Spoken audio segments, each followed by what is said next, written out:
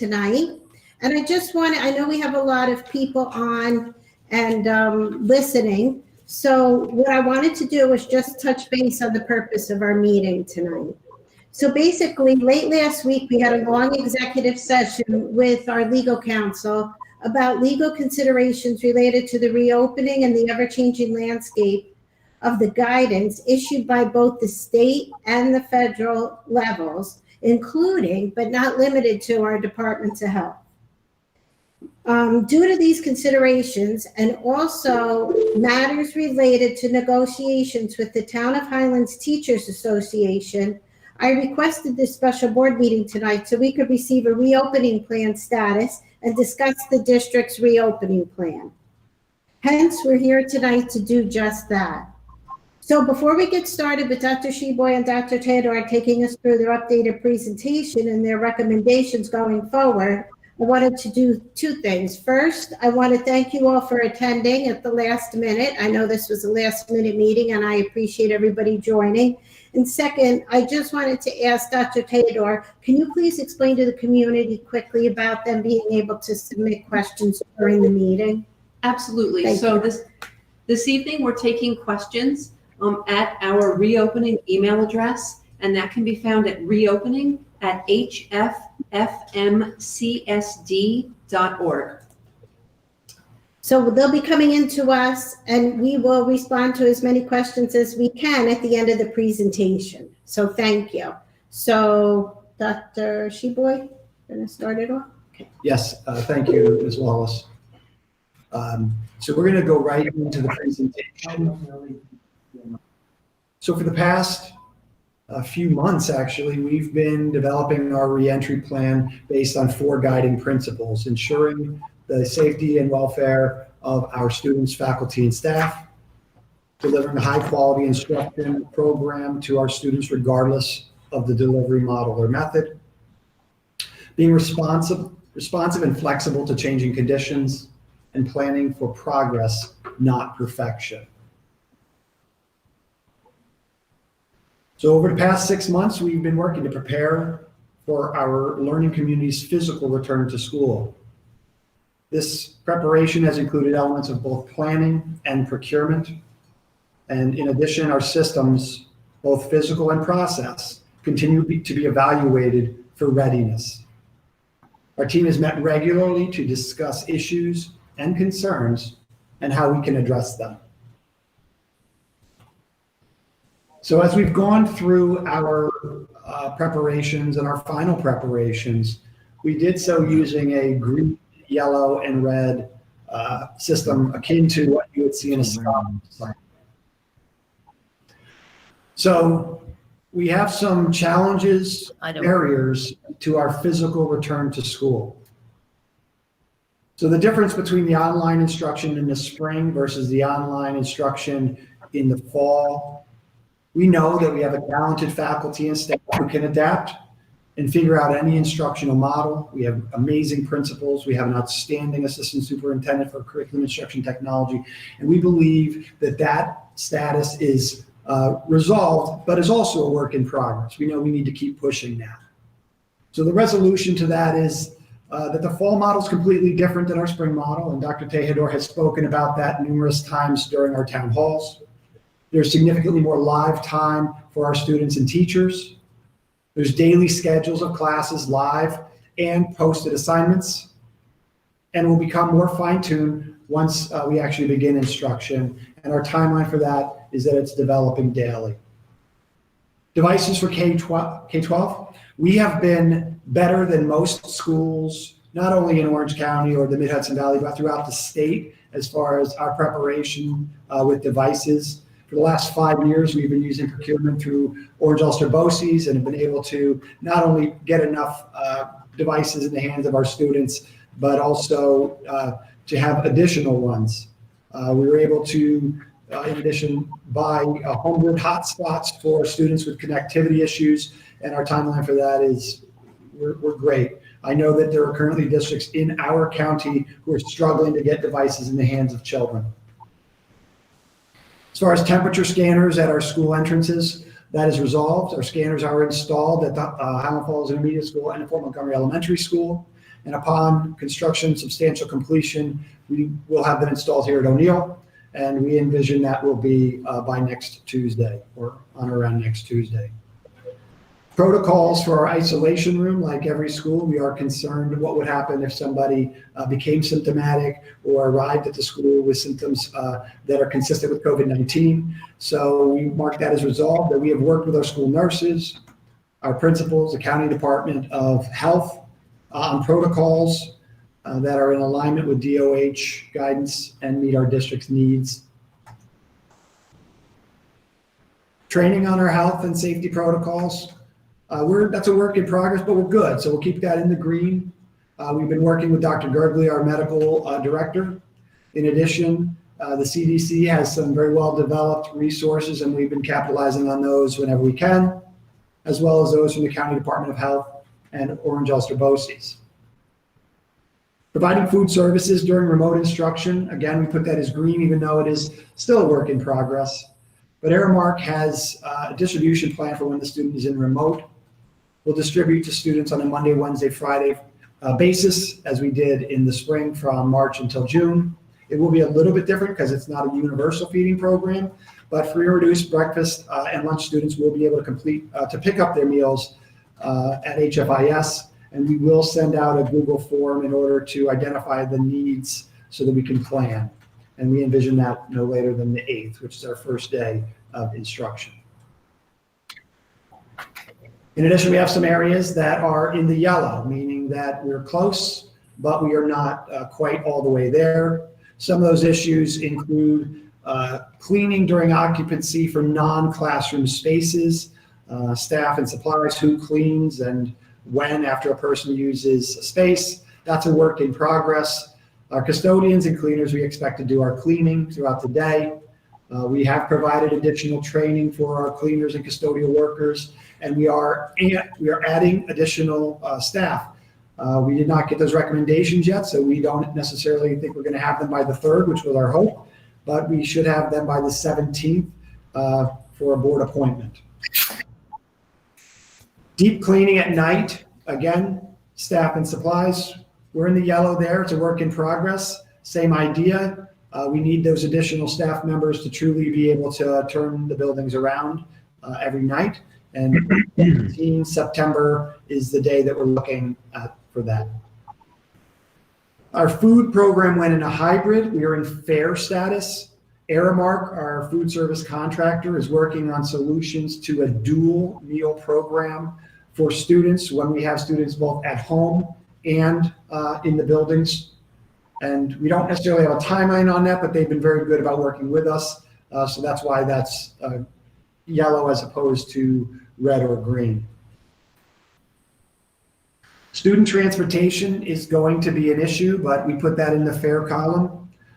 We hope to finalize our bus schedules next week. Obviously, we'll be ready to transport students to CTEC starting on Tuesday and to their out-of-district placements. But as far as our regular students, we still need to work with West Point Tours, our busing contractor, on constraints connected to the dismissal at O'Neill and the dismissal timeline for HFIS and FMES.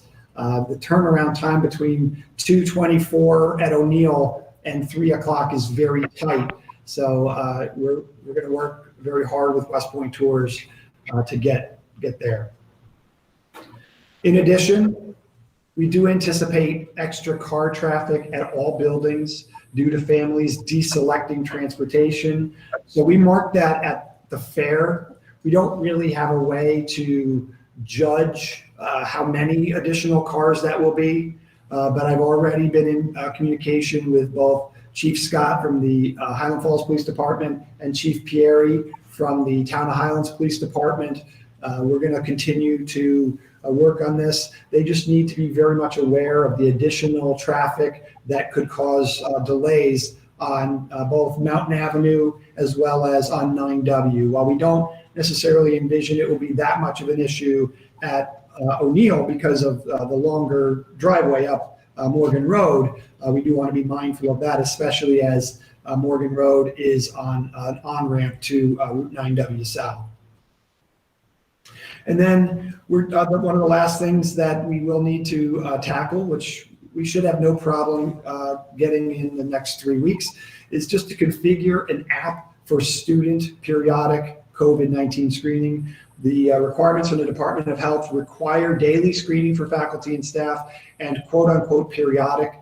We can define periodic as every day, every week, and we'll work on that. But even before we do that, we have to work with a provider on an app.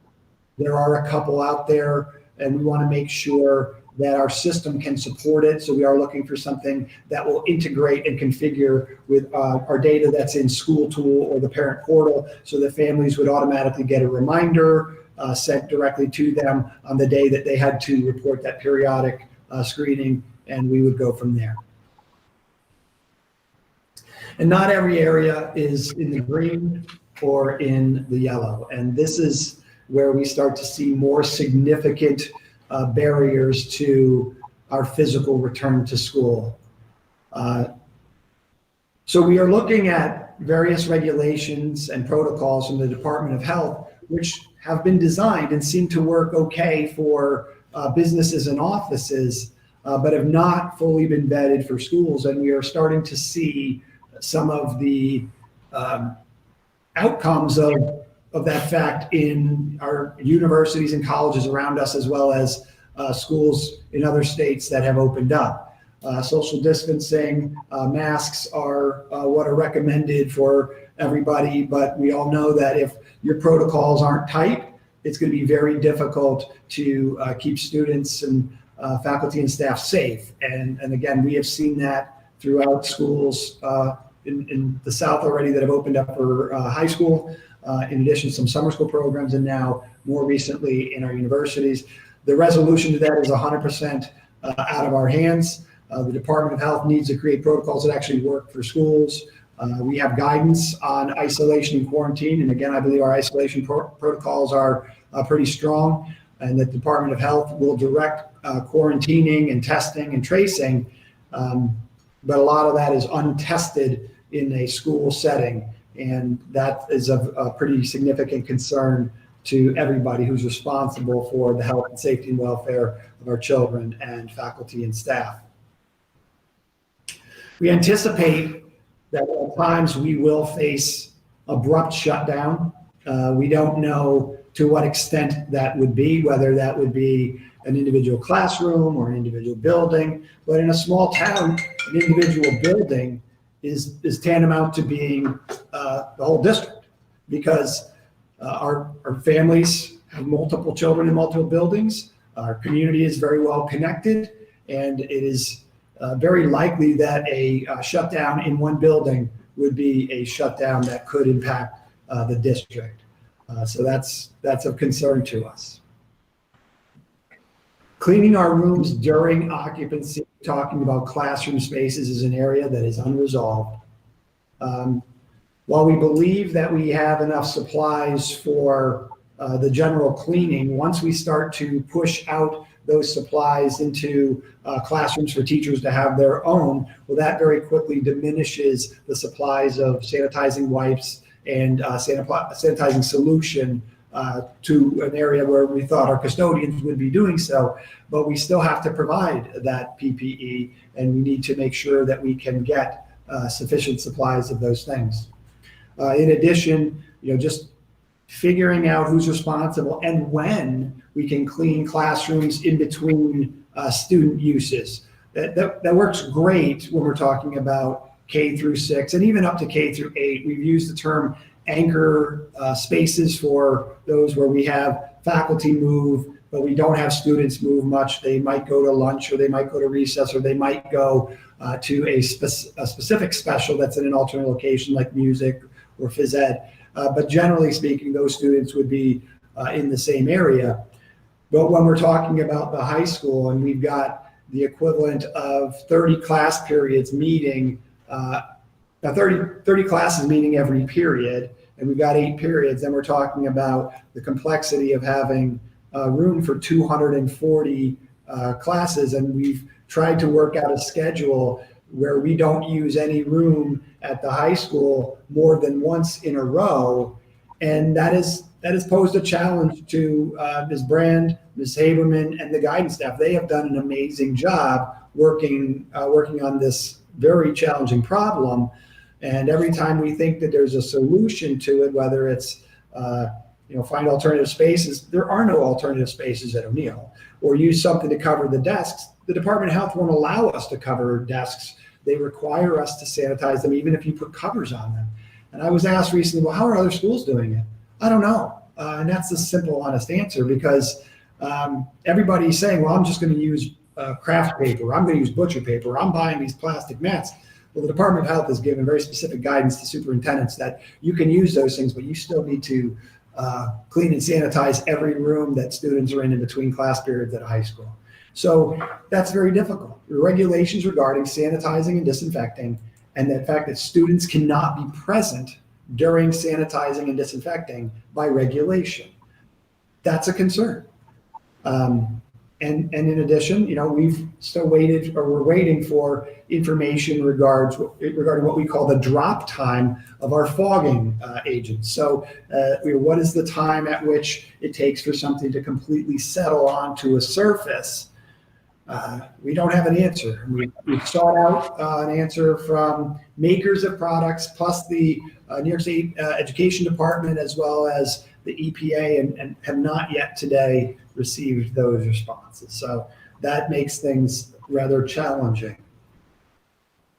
The next one is staff and supplies cleaning after people use a space. And again, we're talking about shared classrooms here, an instructional space. If there are two teachers who teach in the room, maybe it's a co-teach class, or it's having a special educator or an ENL teacher, or even speech and language pathologist or occupational therapist push into the classroom. How do we make sure that those spaces are safe for our faculty and staff, as well as our children? That is an unresolved issue with an unknown timeline. We have some needs as far as procurement for position-specific PPE. So in addition to our regular cloth face masks, which we've all become very accustomed to wearing, there may be additional requirements for people who, due to the core function of their ability, have to work closer with students. So while we have face shields and we have regular cloth masks, we may need to have more surgical type masks that provide additional protection for faculty. In addition, for our primary instruction, some of our special education teachers, as well as our speech and language pathology, we're looking to procure clear face masks for those professionals so that they can engage in the key function of their job, which is working with children on building not only phonemic awareness, but also the ability to form their letters.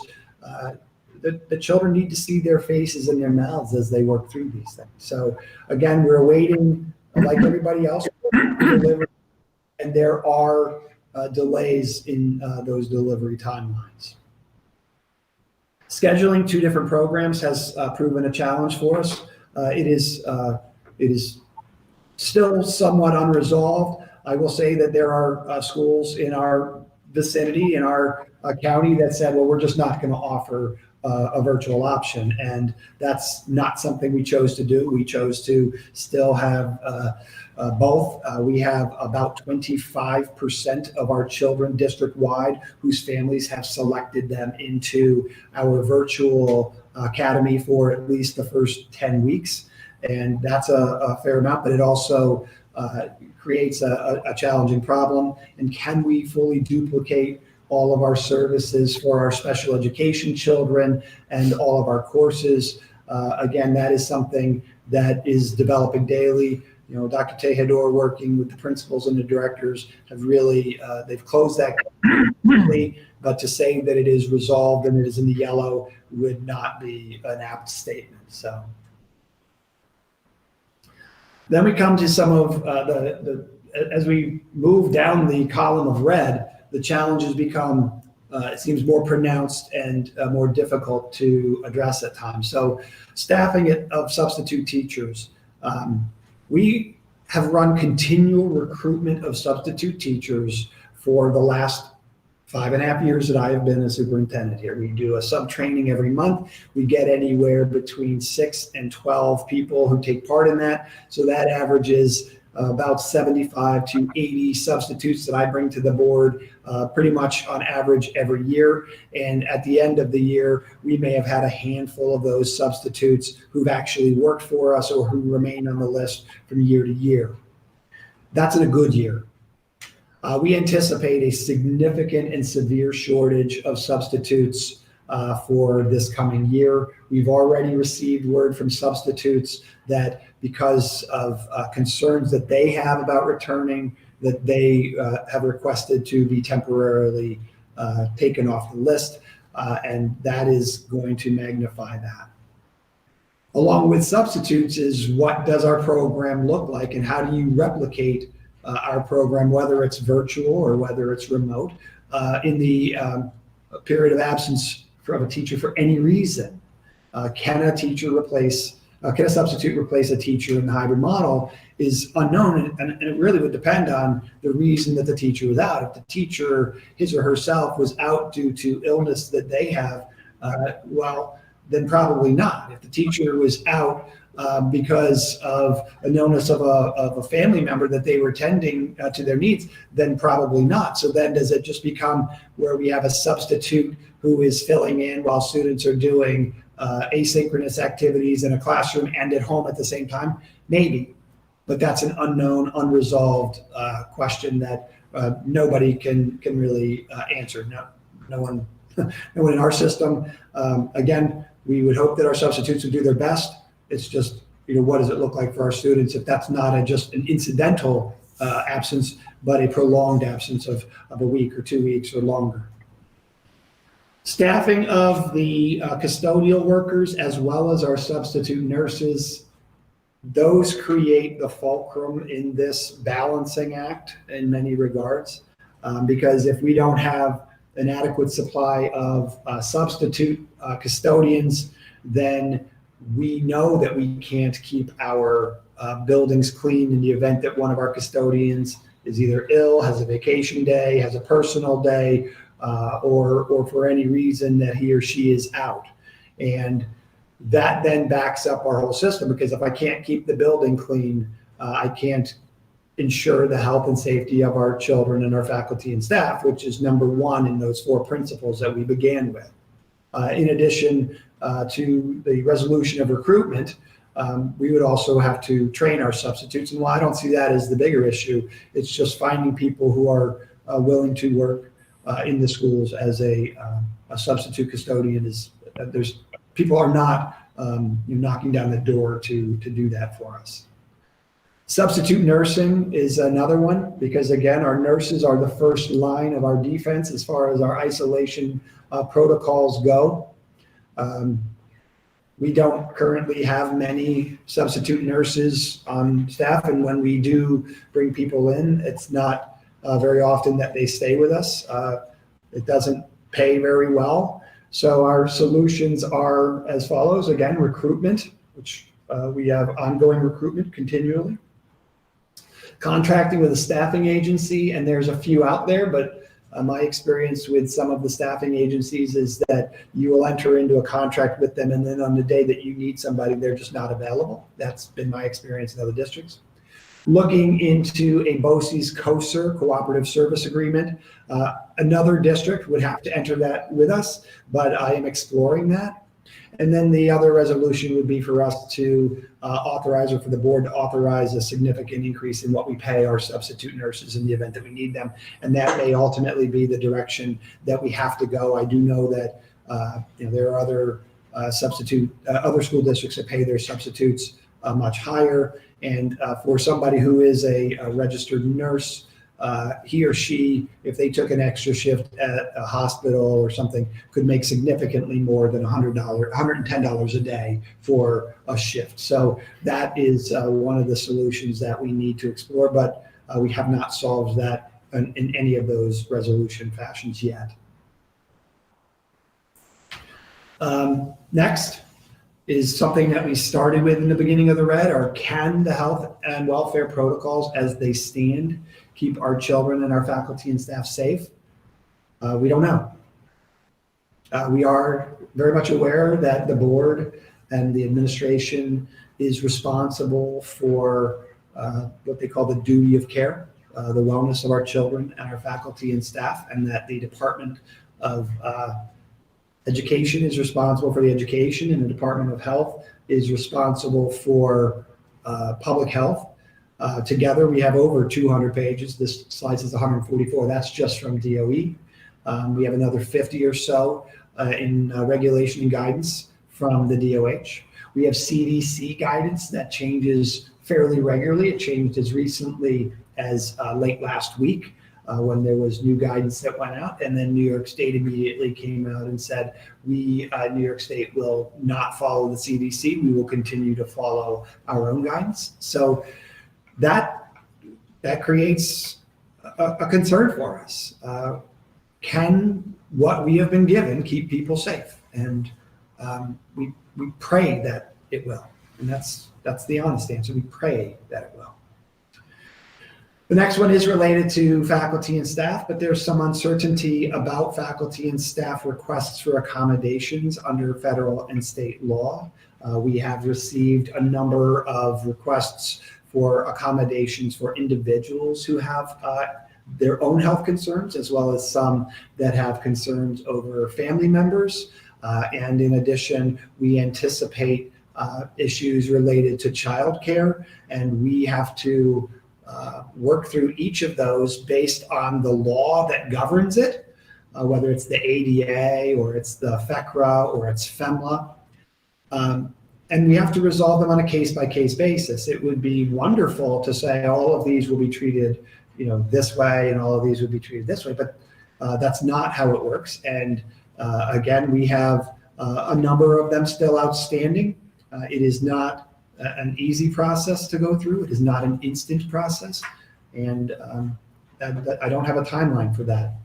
But if we're dealing with, whether it's accommodation requests or just regular absences, it is very difficult for us to plan an instructional model where the continuity of instruction is maintained when we don't have certainty about that or about available substitutes.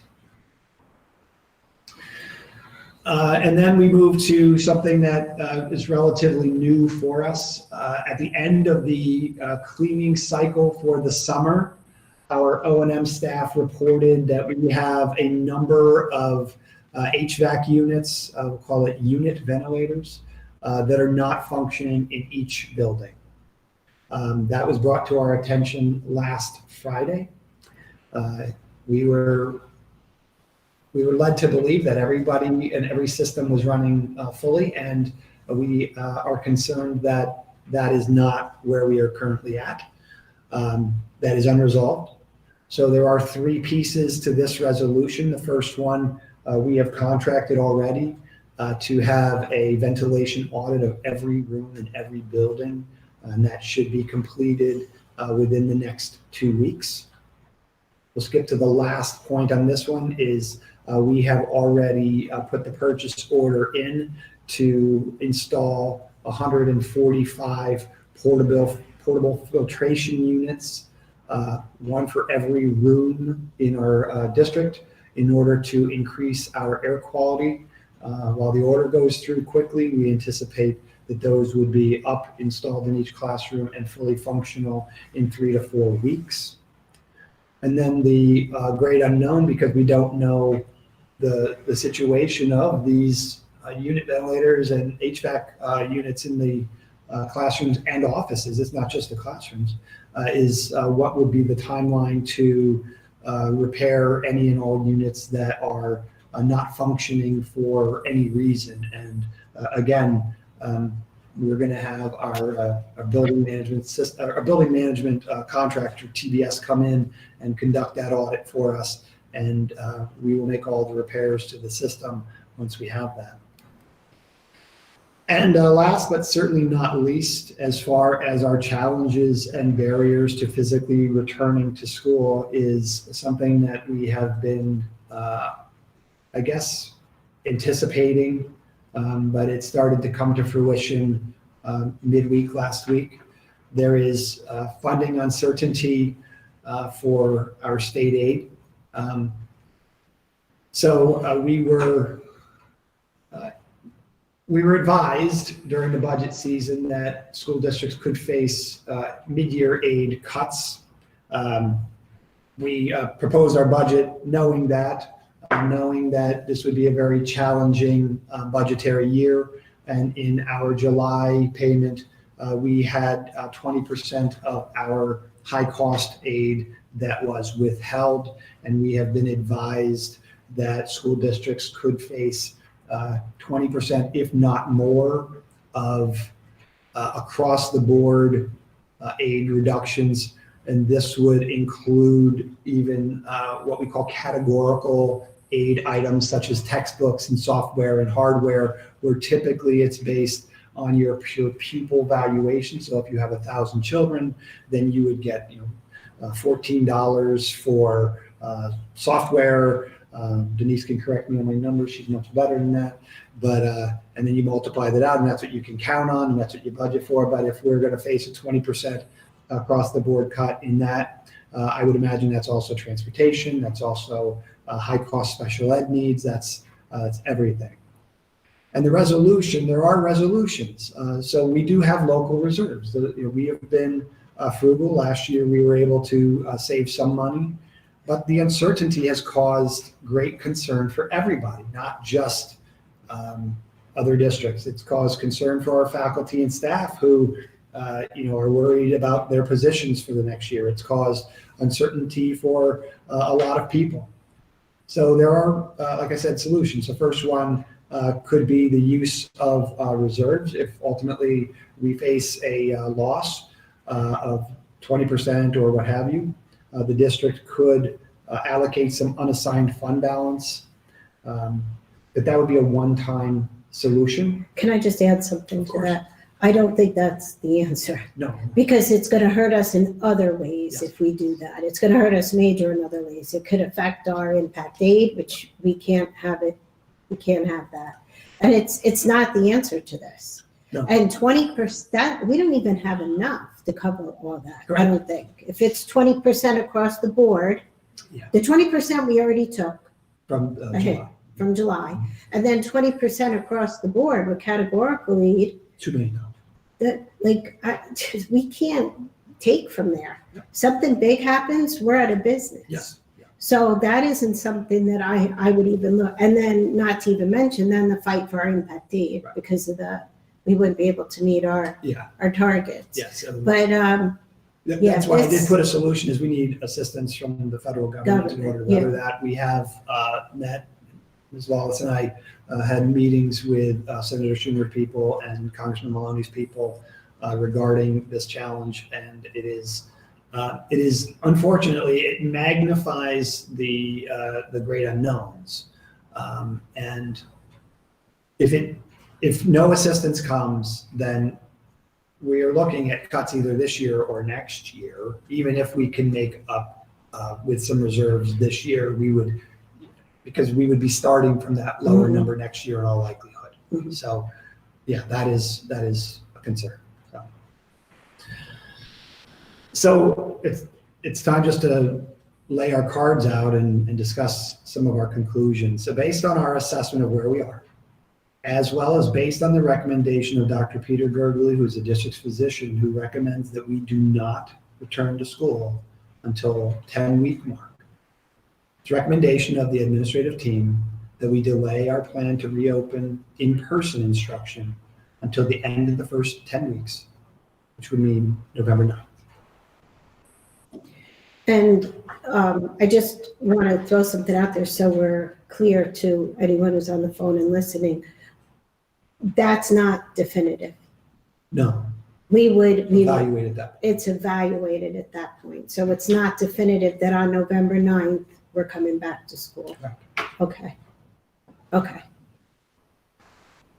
And then I figured I would ask Dr. Tejedor to just review what, under this plan, our school year would look like to start.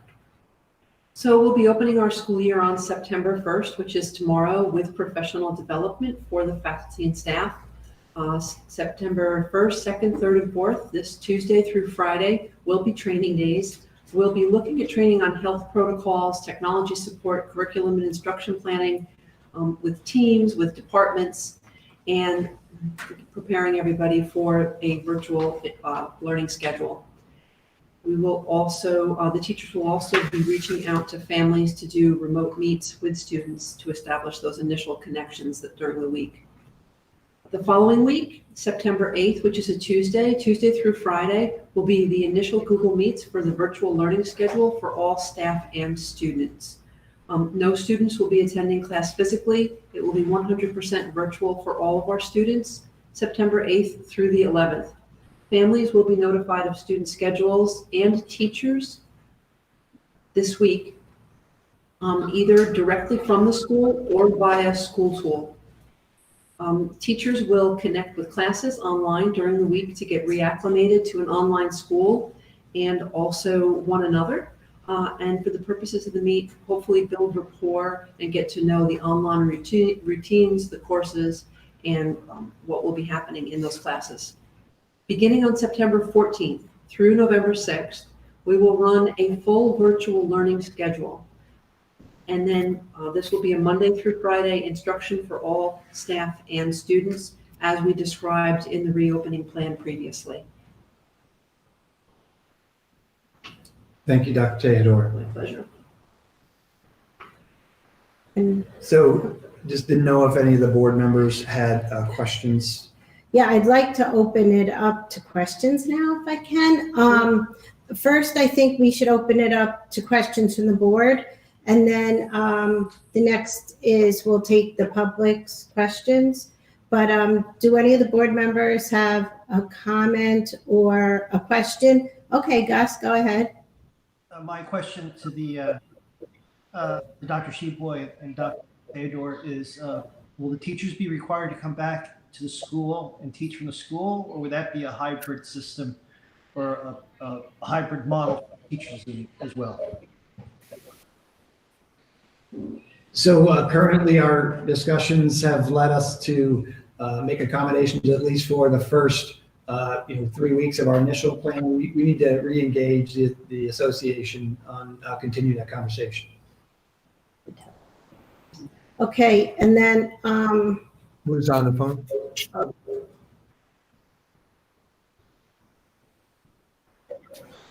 okay, I just wanted to make a statement more than a question. I can't tell you how upsetting this is to all of us on the board, but I want to assure you that everyone that's on this call that works for us and works with us has busted their neck to try to get all of our kids back in school safely. And I firmly believe from the information that we have received in the past 2 weeks that this is the right thing to do, because there's just too many unknowns right now. So I think we're making the right decision. I think it's the safest thing to do. And I just want to put it out there. Everyone has worked tremendously hard on this, and every single day I must get 10 emails, and that's on a light day, from the Department of Health or from State Ed changing things or adding things. And it literally is impossible to keep up with it all. So we're doing the best we can, and we're doing a phenomenal job. But I do believe from the information we're given, we're making, our administrators are making the right decision. Hey, Ann. So, yes. Are you done? I just want to make a couple comments. Go ahead, Aaron. Thanks. I just want to start by saying I'm disappointed. It's August 31st, and we're still here talking about how we're going to open school safely. My disappointment doesn't lie with our administration or our staff. I've watched our team work tirelessly since March 13th to ensure that every service our district provides continue through the entire pandemic. I know a lot of the decisions that were made weren't popular, but they were always made with the safety and the well-being of the kids at the forefront, the kids and faculty. There were a lot of factors that led to where we are now, including the advice from our board council, our district physician suggesting that we don't open yet. But besides the medical concerns about COVID, I know for some they're up for debate. The state gave us mandates for every district that we have to follow to open. And I just want to touch on a few things that concern me personally. The dangers of the fire chemical. We'd be spraying down classrooms, hallways, bathrooms, other shared spaces every day, all day. And that means our kids are literally going to be breathing it in, smearing it on their hands and bodies, wearing it on their clothes. We don't know the long-term effects of the chemical. And to allow our kids to be guinea pigs in this doesn't seem to be smart at all. So that right there is not okay with me. We have teacher concerns. I think most, if not all of us, were praising our teachers in March, and I've said that a lot. We watched them literally walk out of classrooms in March, and they changed everything they've ever learned about teaching, and they made it work from their houses. It wasn't perfect. I think we've all experienced headaches that came with the Chromebooks, but they made it work, and we were ahead of every other school in the county when it came to virtual learning. Now they have concerns, valid concerns regarding safety with COVID and the chemicals they're going to be forced to be breathing in every day. They want more answers on how to opening up is going to work safely. And it's hard to give them that information when the new guidance comes down every day. So while a lot of people are quick to throw the teachers under the bus, I'm not going to be one of them. We have to support them, and we have to support the right to want to be safe. Money for hiring additional staff to clean and sanitize. Purchasing the equipment that we got was only the first step. Needing the staff to clean all the shared spaces in between periods is going to require hiring more custodians to do the work. It's a lot more work than we have imagined, and it's going to cost money we don't have, and that's a scary thing to think about.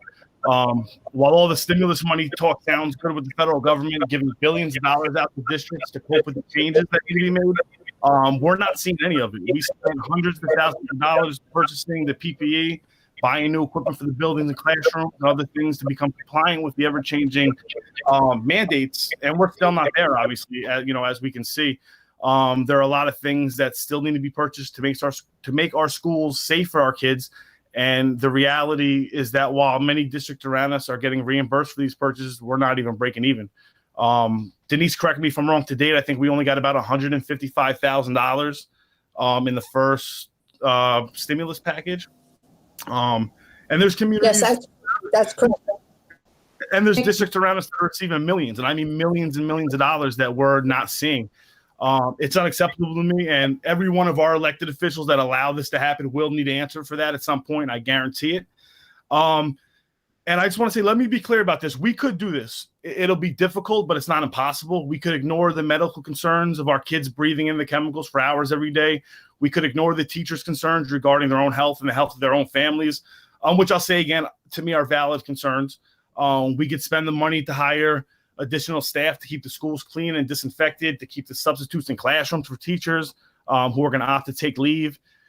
We could sit around and hope that the money we spend will be reimbursed and continue to make purchases for the things we'll need. But at some point, though, we have to protect the district. The kids and the teachers that fill the buildings will always be my number one priority, but the district as a whole needs to be protected too. That's why I was elected to the position. And along with that comes the job of having to make unpopular decisions that many won't be happy with. No disrespect to the West Point community, but I know a lot of people in that community don't know the position that we're put in year after year, having to fight for every single federal and state dollar we can get our hands on, and how every year we're so close to losing everything we've spent years to build.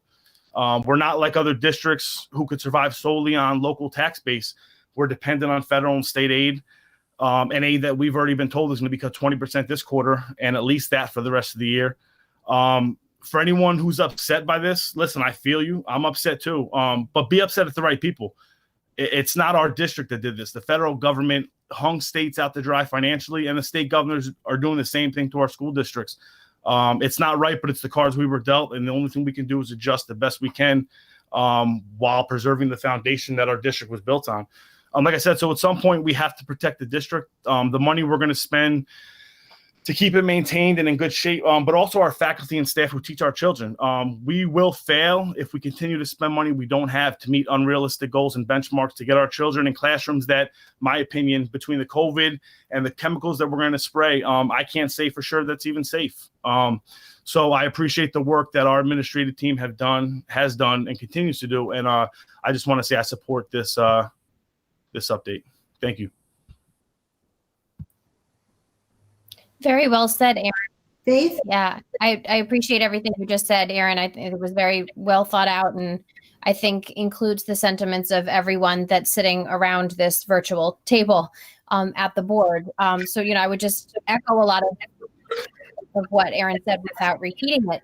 I'm most interested at this point in hearing the questions that the community has, because I know that they're probably listening to this with their mouths open at this point, because this seems like a very last minute decision. However, this has been planned for. Our reopening process has been planned for since the moment we closed our doors. And we just keep getting, different things thrown at us, one thing at a time. And right now we just really are erring on the side of health and safety for our faculty and our children. So I'm very interested to hear the questions that we have from the community. Okay, can we go on to the questions, or is there any other questions from a board member? Okay, And Gus. Gus? Where is he? Yeah, athletic. Gus, did you want to say something? Yeah, one more question. The athletic component of the school closing, will we still have sports or training, or is that off the table? Gus, we'll talk about that when we get, right now, we do not have specific direction, like we said the other night, from the New York State Athletic Association, and we also don't have it from Section 9. Or OCIA. Or of OCIAA? Okay, but you can rest assured that we are not going to put our students in any sort of danger or potential danger. If we don't feel our schools are safe enough right now for them to come back in and learn in, I would say that we're going to be very careful with our decisions on sports. And Mrs. Crowe was on this call, and she as well as is shaking her head yes. So, okay. So now we can start on the questions that we've received. Some of these came in before the meeting, and some of them came in during the meeting? Correct. Okay, so go ahead, Dr. Theodore, thank you. So one of the first questions that we've been asked was what support can you offer working parents, or will Healthy Kids be running a program for childcare in the community? I've been in communication with Healthy Kids over the past few days especially, and they will be offering a program for our students run out of the Highland Falls Intermediate School. It will be a day-long program where parents can choose to send their children, and the students will be placed in groups of 10, and they will be able to also participate in our academic program if they choose to be in the Healthy Kids. The information for the program will be posted on our website either tomorrow or Wednesday. We're hoping to get it up there tomorrow, though, for the community. Andrew, people can't see our faces and they'd like to. Is that possible while we have that screen up?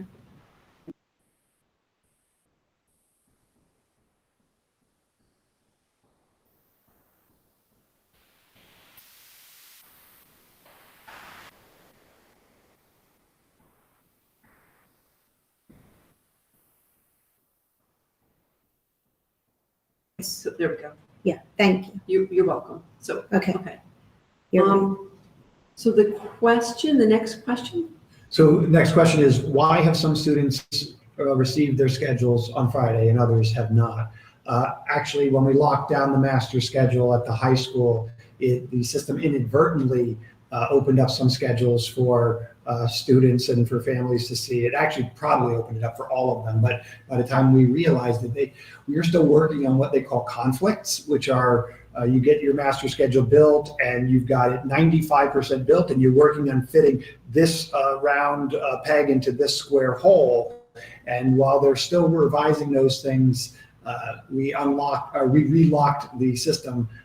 Schedules will be out hopefully by the end of this week so that everybody can have them for their Tuesday start. It has been a very difficult scheduling season. Normally we would have had schedules ready. The master schedule gets locked and you're working on your conflict matrix usually in the second week of August, and that's how it's been every year I've been here. We have amazing counseling staff and great administrators in the building, but this year has just been a challenge. And it's been a challenge because we've been trying to put artificial and almost impossible constraints on the schedule. Namely, don't use rooms more than once in a row, have everybody eat at the same time, figure out a way to run 2 systems on one master schedule where Wednesday is an asynchronous day. And again, I got to give a lot of credit to Ms. Brand, Ms. Haberman, and the entire counseling staff, Ms. Mackey, Mr. Brightfellow, Ms. Milano, for the work that they have been doing on this master schedule since, I'll say since we closed, because we were in the middle of scheduling children and starting our section loading. So I got to give credit where it's due. The fact that they're not ready is not their fault. It is no fault of theirs. It is actually just a function of the difficult task that we have laid before them. So we had a question about so students, or request for a clarification. So students won't be back in school physically until November, and the 2-day in school and 3 days virtual school is out, and virtual schooling from September 8th through November 6th. Actually, it is. The students would return to school November 9th. Yes, that is the plan. The students will start instruction on September 8th with their teachers virtually, and that will be the schedule until November 9th, when they will either continue this way or go into a hybrid model or come back to school. We'll have to watch what's happening. And I forgot to say something about that. So what we agreed upon as a board is that we will have an update at every board meeting. So please stay tuned for the board meetings. And we will make sure that we have an update on every board meeting. So we'll be open, transparent. You'll be able to tell what we're hearing going from meeting to meeting, what the status is, not just of returning to school, but what the status is in our community with COVID, more along the lines of education and how other schools in the area, and what is the state telling us we have to do, and what is the Department of Health telling us, and also a status on a lot of our yellow and reds. So while we won't have them all at once, we'll continue to get updates throughout the next couple of months. So we'll have an idea, I believe, way before November 6th. So yeah, where we'll be. my hope is that we see our reds turn yellow and then turn green. Yeah. Absolutely. So I just wanted to say that. So please make sure you stay tuned for our board meetings, because you'll hear updates there. So thank you. Yes, and in addition to that, someone asked about, will the virtual learning at the high school be 5 days of synchronous learning? If not, will each teacher decide what days are synchronous, or will there be a school-wide schedule? There is a school-wide schedule posted in our reopening plan, and it will be synchronous instruction Monday, Tuesday, Thursday, and Friday. Wednesdays will be a check-in day where teachers will be checking in with students, small group instruction, and asynchronous day for learning. Let's see. So I'll take the next one if I can. Sure. So is the hybrid model for the entire school year, or are they taking it one quarter at a time? And I think actually I could say that we're taking the entire school year, whether it's the hybrid model, the remote model, and pretty much everything that we're doing in small bites, incrementally, because we need to figure out what school is going to look like. We're watching what is going on in our universities and in high schools that have opened already. We're going to watch our neighbors closely. We're going to fix systems that aren't fully functional in our own school district, and make decisions based on that. So if a family chose the virtual only option, well, that was the 10-week or the 1 quarter commitment. But we're gonna monitor and be flexible and responsive to changing conditions.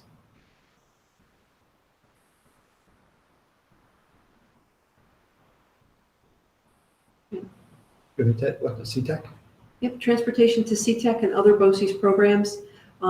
We will, starting September 8th, we will be providing transportation to CTEC at OU BOCES and to our other BOCES programs, and specific information will be forwarded to parents this week.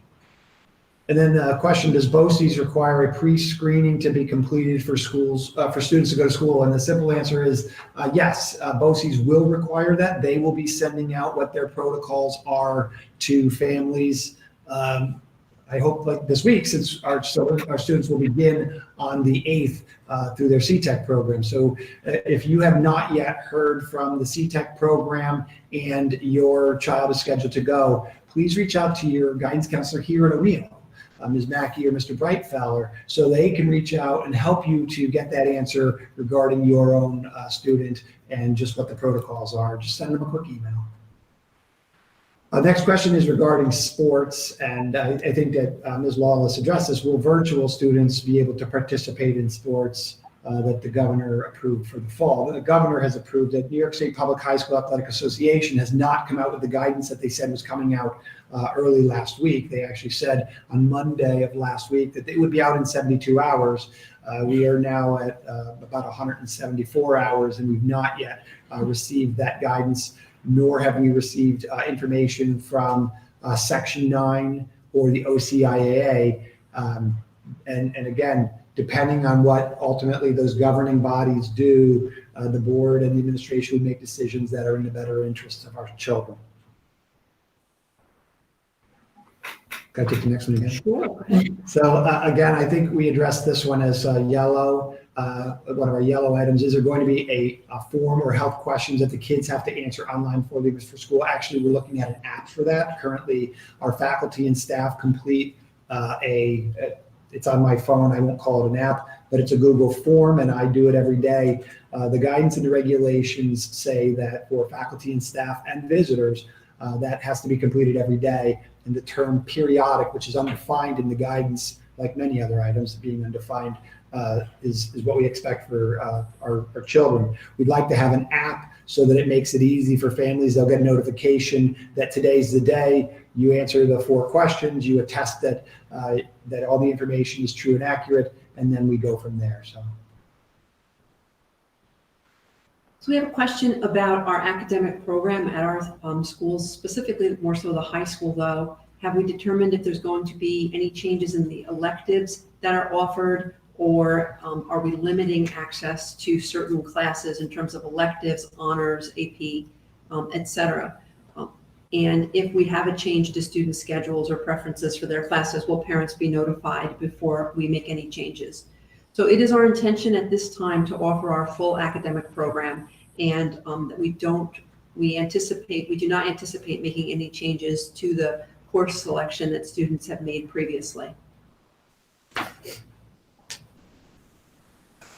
okay, so the next question is, what chemicals are you spraying in the classrooms? We're spraying a product called Full Sand 2. It is approved by the the EPA, as well as the New York State Education Department for use in classrooms. Is it safe for the staff to be spraying it? It is safe when they are wearing protective gear. Is it safe for students and the other staff? That is a question that we are really trying to work hard to get to. It is approved for use in schools. It is approved for contact use, where it is used on desks and tables and things like that. Normally it is sprayed through all sorts of applications, mops, wipes, spray bottles, and wipe down. But our concern about all the products that we use should not go unnoticed here. One thing I mentioned when talking about some of the products is we've reached out to the EPA as well as to the company that makes it, Fuller, just to find out what information they can give us about drop time. Because when we put these types of items into the air, the concern is how long does it actually take to settle out. We want to make sure that it is fully settled out before our children and our faculty and staff occupy any space. But wearing the appropriate PPE and protective equipment, it is safe for it to be sprayed, and it is safe for contact touch once it's dry. I'll take the next one. The district and the school board has been stressing that their goal is to be transparent. However, most parents I have spoken to learned of this special meeting via a Facebook post on Friday from the News of the Highlands. And I'm not sure who we is. We have been inundated, parents have been inundated with countless text alerts all summer from the school district to check the school website for the latest letter updates, etc. Yet the district waited until 3:30 the day of the meeting to alert us. There are so many options to inform parents of an important meeting, including texts, phone messages, Claire's JoJo, emails, yet you didn't utilize any to get the word out until a few hours before the meeting, which does not allow ample time for many to adjust their schedule. What is the reason for not alerting the public earlier? So at our special meeting on Thursday night, when it ended, it was an executive session. We did go back into public session to ask Mrs. Pitt to join, knowing that she could use her News of the Highlands Facebook page, and we know many people in the community do get it out there. So that is the avenue that we thought best to hit as many people as we could, as well as word of mouth from all of us. I saw that it was posted out on the Town of Highlands community page as well. And I know that Carly from the PTSC has been very active in posting things on that webpage as it pertains to our town halls and our meetings. So we made a decision that we thought that was the best way to get it out there. Obviously, like we said that night, and like I said at the beginning of this meeting, we will continue to be as transparent as possible and get the information out to everybody as soon as we get it. So the next question is, how will you determine what periodic means for student screening? Why would it be anything other than daily? That's a great question. We actually believe it should be daily. Just waiting for just some more advice from council. I believe daily is appropriate because that's what we're expecting for our faculty and staff. The concern that has been expressed among superintendents around the county and around even the region and the state is that if it is every day, it just will become something people do and they don't actually think about as they do it. So that is a concern that we have. We want to make sure that when families do complete it, whether it's weekly or it's random or it's daily, that everybody is honestly and truly assessing their child, taking their temperature daily, and honestly answering the questions. So, Dr. T, can you go up that one? I'm sorry. No, I skipped, no, the other way. Oh, Thank skip. you. There.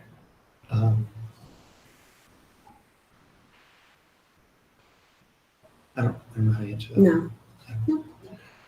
High school students are capable to wipe down their own desk area, along with offering hand sanitizer prior to entering every classroom. Would this be an option to assist with the juggle of changing classes? It's a great question. We have calls into both the New York State Department of Health as well as the county. Currently, the guidance from New York State says that students cannot clean their own desks and cannot be in their own rooms, in the rooms when rooms are being disinfected and sanitized. We've tried to get clarification on exactly what that means insofar as cleaning versus sanitizing, disinfecting. We haven't had a great deal of success in getting that information. We've addressed that question.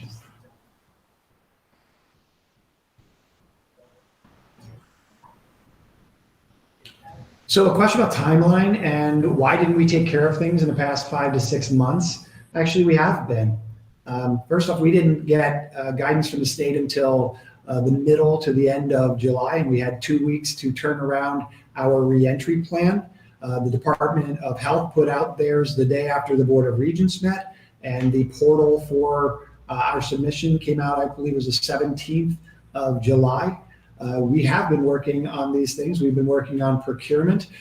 We've been working on developing systems and protocols, and they are not all easy. So to say, why was this all not taken care of? There are certain things that surprised us even as recently as last week. So that's, I can't respond to something in the past 5 or 6 months that really hit us harder in the last week. So we've answered the question in the previous meetings about what is the status of the high school construction. The high school is expected to be substantially complete this week. We've got furniture going into the science classrooms, paving being done in the parking lots. Final paving and state top and striping will be by the week of Labor Day. That's not a barrier to our getting into the building, certainly.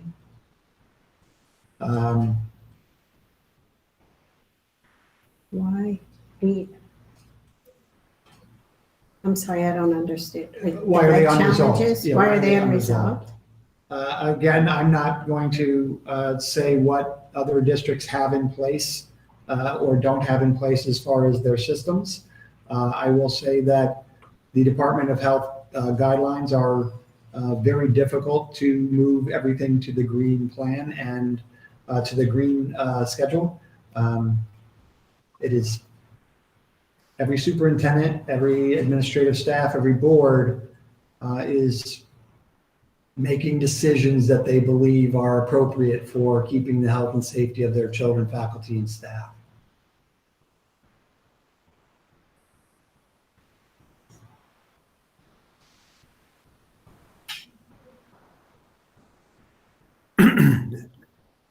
Question on why can't children be cohorted according to grade or schedule? Not, for example, kindergarten through 8th grade, children don't have to typically change. The question is, why would they have to change classrooms? They typically don't in kindergarten through 6th grade. They do at 8th grade, it's middle school. Actually, even in our district, 6 to 8 is middle school, and they used to. We figured out a way to find anchor spaces to minimize that. While it may seem like a lot of students share similar classes, they don't share the exact same schedule. And that's where it becomes complicated when the students get up to leave. Even if you could link social studies and English classes, we have students who take honors English who don't necessarily or wouldn't necessarily take honors math, science, or social studies. So that is the answer to that question.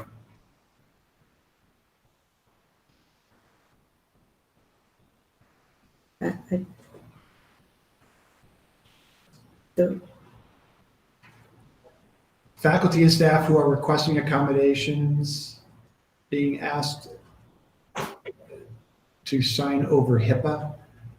Again, I would say that every Different request- accommodation that they put in requires different backup information. correct right? If documentation, but it's not all of them would require a HIPAA release. But, Right. and that is a case-by-case basis. case by case. So good question about the ventilation system. When were they first checked? They were checked in March. They were checked throughout the summer. And why would they be ready knowing that school? I don't have a good answer to that for anybody. So upon cleaning, we changed every filter system out or every filter out in March.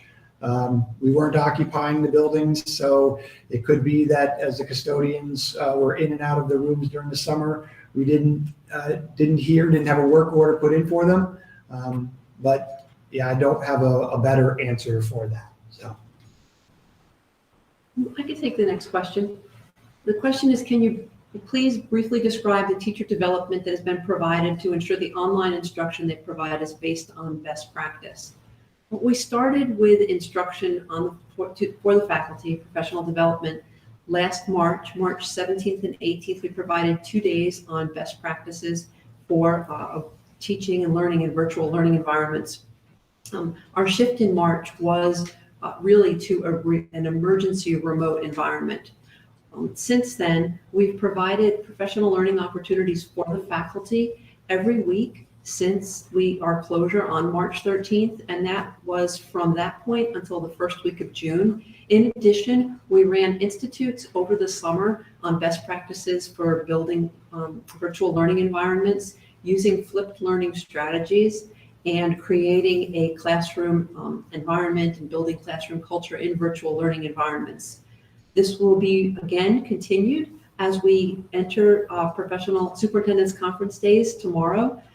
On September 2nd, our day will be around new collaborative technologies the district has purchased to get students to communicate, collaborate, and reflect on their learning experiences.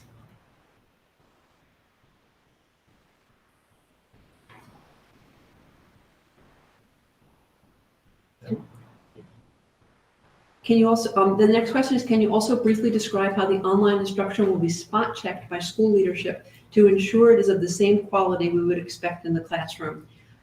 Again, I'll be working closely with the principals to have those conversations with the teachers throughout the school year or throughout the next few weeks regarding their practices for virtual instruction and looking at lesson plans and ways that we can use the tools that we can ensure that students are having a classroom experience that is similar to what they would have in the physical environment by using the collaborative tools that we've started to procure.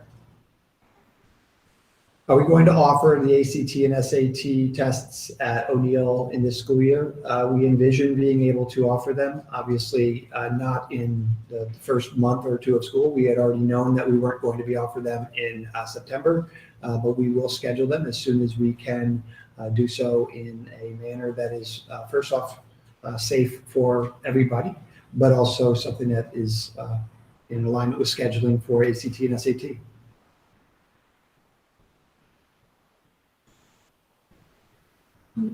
Will our kids be sitting in front of the computer for the entire class period for each and every class every day other than Wednesday?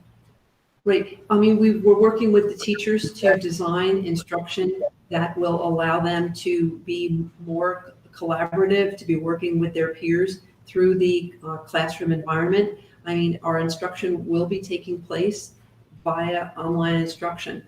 So for a large part of the day, the students will be tied to their computers, unfortunately. We will be looking at different ways that we can pull students away to do labs at the high school, or to go outside and provide them with choice boards or digital activity lists that they can then engage in. But this will be our school.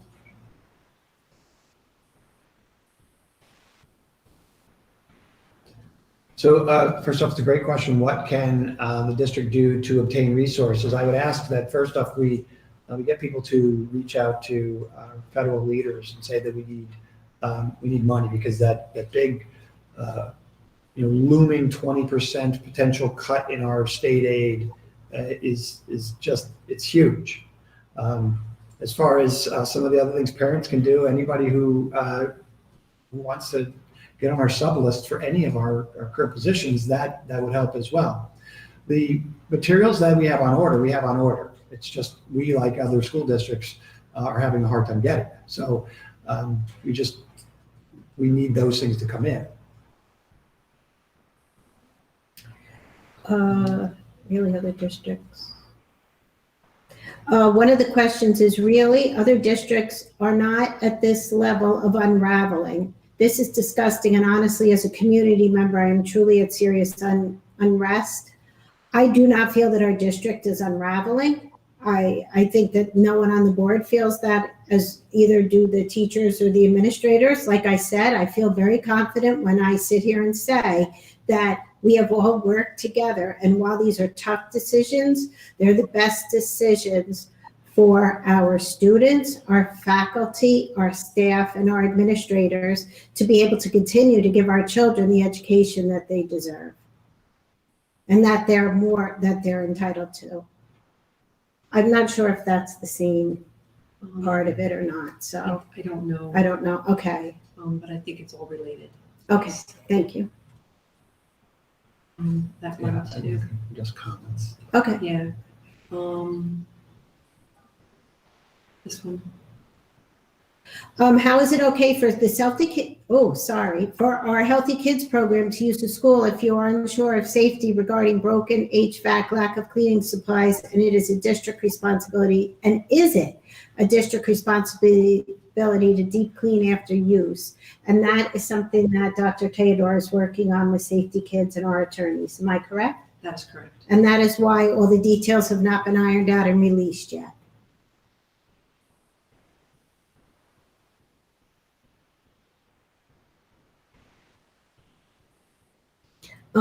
Can you please share clarification on why the decision to cancel pre-K was not first something parents of registering students were informed of? Why was this only news once there was a decision made that we had no opportunity to voice our say in? And while it might not have been the perfect way to announce it when we discussed it at a board meeting, the decision was made based on nothing but safety. It was based on how would you honestly keep a pre-K student safe in a classroom a teacher is not able to go over and help them if they can't button their jacket or put their hat on. And these are our babies that are coming to school. So the decision was basically made on safety and how would the program be the program that we designed it to be. So it wasn't, I don't want to say that people's voices weren't heard. The teachers' voices were heard, the administrators' voices were heard, and it was based on, I don't know if you want to add anything to that one, Dr. Sheboy? No, I mean, our administrative staff look not only at the safety, but also what it's like to have 3-year-olds begin a program remotely or virtual or hybrid, and recognize that that was a very difficult and challenging way for those children to begin their academic career. Mm-hmm. And the reason we did it when we did it was to give people time to plan. So, mm-hmm.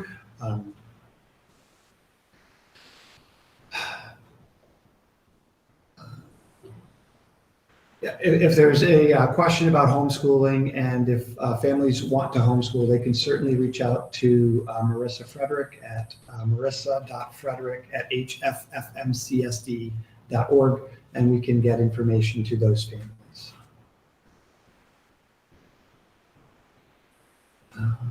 As far as schools that are close by, Garrison, et cetera, that are reopening, have we been in contact with them and about how they're going to do so? Again, every school district is of different needs, different size, different resource, et cetera. I meet at least twice a week with all of the superintendents from Orange County, and everybody has a plan that they think is best for their community. And I've reached out to board members in the county and to get their feel on this. And I will tell you, different schools have different issues. Some of them have spacing issues like we do here. Some of them have faculty issues or concerns. Some of them have financial issues that for right now, we're barely keeping our head above water, but we are. So you can go out and look on a lot of the homepages of the districts, and you can see what they're on the school district website. You can see the letters that are going out to parents in the different situations that they're having. So, and I actually, I watch as other districts' plans are changing as well, and wouldn't be surprised if we see other districts' plans change in the near future. Mm-hmm. Next question, I'll address personally. Yes. Yeah. And these were just comments. So next question, BOCES CTEC starts September 8th. Transportation issue should be going out very soon. I can answer the next one. West Point School, I'm assuming that's what WPS stands for, is open and amazingly handling. Why can't we do the same? And again, I will say they have a different structure, a different funding model. They have a different, they have more resources available to them. And I know Colonel Marston's on the phone, and he's the board liaison for West Point. And we've spoken about this to him, and he understands.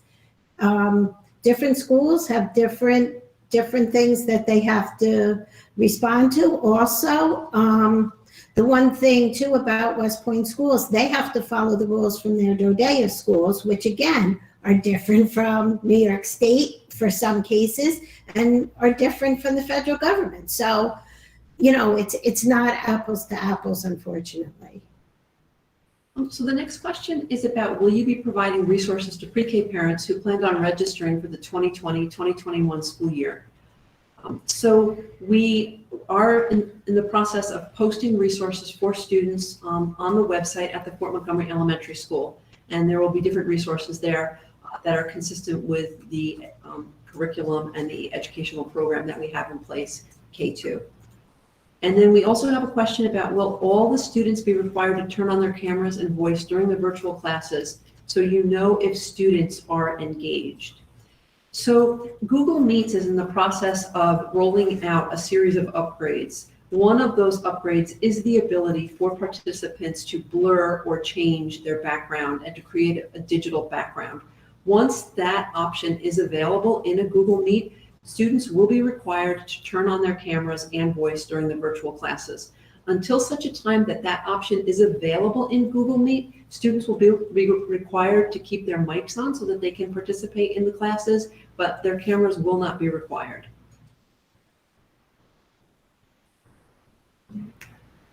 But again, we have very, very, very professional teachers here. They're outstanding teachers. They'll know right away if students aren't engaged.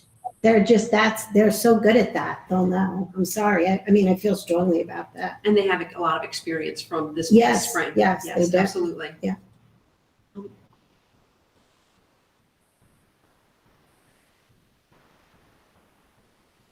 There's another.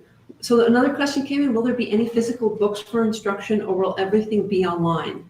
So we will be distributing resources to the students as we get deeper into this and we identify exactly what's needed for the students to participate actively in their classes. The teachers will be here this week, September 1st through the 4th, preparing for the virtual learning environment where they will be teaching and where students will be learning. And as we identify the resources that students need at home, we will plan for the distribution of materials and for pickup of those materials. There's a couple of other questions that just came in. I'm just going to grab them real quick. Sure. Put that one here. There you go. How will my child who does not have an IEP but who is being followed for possible needs for additional services be taught and evaluated? I would suggest that you reach out to Beth Hordinez. That's beth.hordinez@hffmcsd.org. Beth can walk you through if your child was in the process of a review. She can keep that process moving for you. If your child was just in the RTI process, you can certainly work with the principal, but Beth is a good starting point as far as a resource. Okay. And then there was a question about, have you considered offering in-person for science classes that have labs, considering class by class may be worth doing?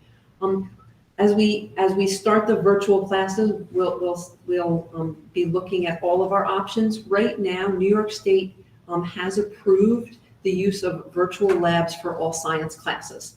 So we'll be working with the science teachers to identify the best course of action in terms of organizing the virtual labs. Next question says, we chose not to enroll in the virtual school option because we strongly believe in the value of in-person learning for our children. With this change to the start to in-person, can families select virtual now? Yes, families can still select virtual, but we're all virtual now for the first 10 weeks or so. We also believe in the value of in-person learning, and that's our goal, is to get everybody back. And also, that's why we've changed our virtual schedule to maximize the face-to-face time with students. We have more synchronous instruction. What provisions are being made for students set to follow IEP or 504 plans? Our goal is to meet all the students' 504 and IEP needs and special education needs. And again, if there is a concern about an individual child or how we're meeting those needs, please reach out to Beth Hordinez.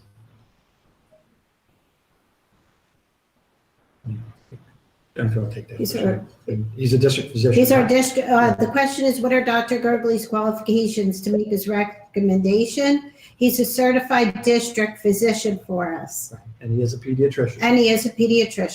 But he is a certified district physician for us.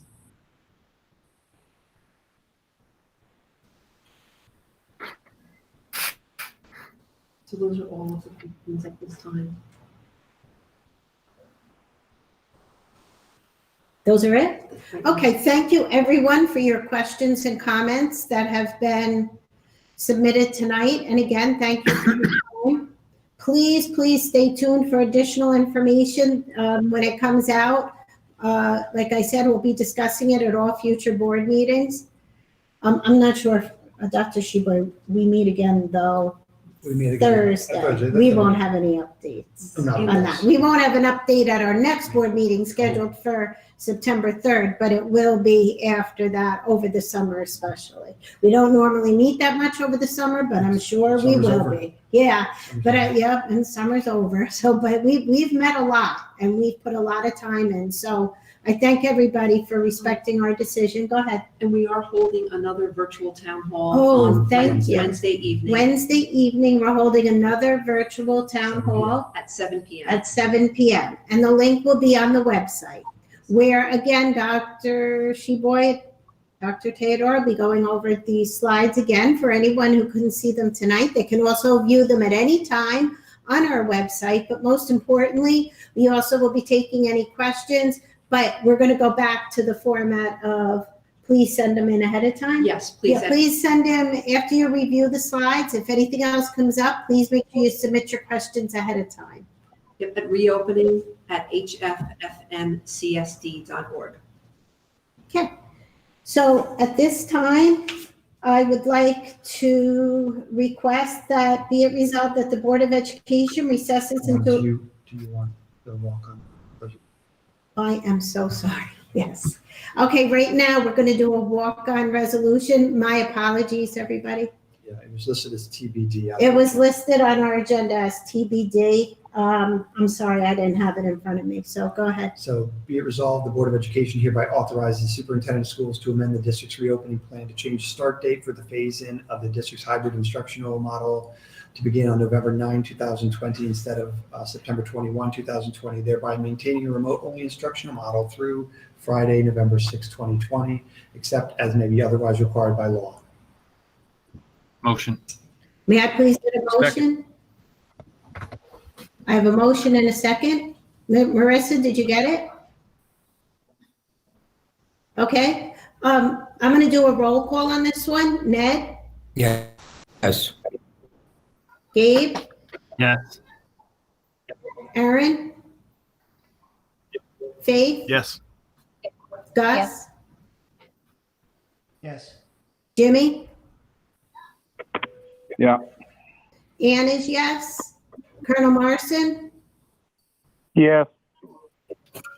Okay. Did I miss anybody? Okay. Motion passes. And thank you all. Okay, at this time, be it resolved that the Board of Education recesses into executive session for the purpose of discussing collective negotiations under the Taylor Law with the Town of Highlands Teachers Association and to seek the advice of legal counsel. So moved. Second. Second. Okay. All in favor? Aye. Aye. Aye. Any opposed? Motion carries. All right, thank you, everybody. Thank you for your time.